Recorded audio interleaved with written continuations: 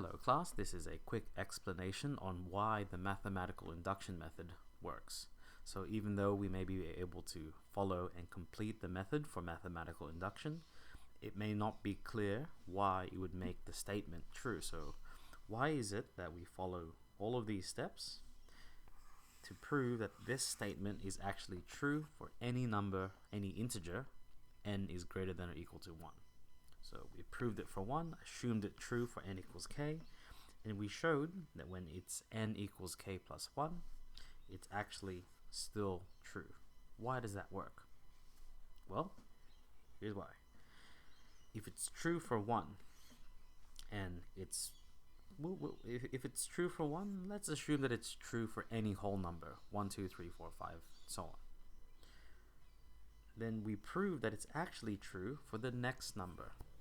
So now using actual numbers, take a look. If we've shown that it's true for 1 and it's true for the next number, it must be true for n equals 1 and 2. Well, if we started at 1 and proved that 2 is true, that means we could have started at 2 and proved that 3 is true.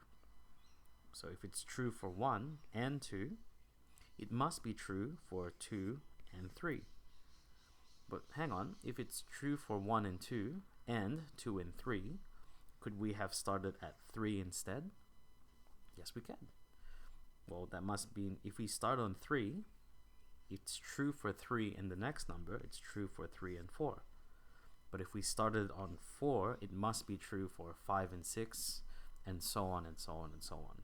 So by simply proving the first number and the next number after it, it's a chain reaction in that if it's true for 1, it must be true for 2. But if it's true for 2, it must be true for 3. If it's true for 3, it must be true for 4.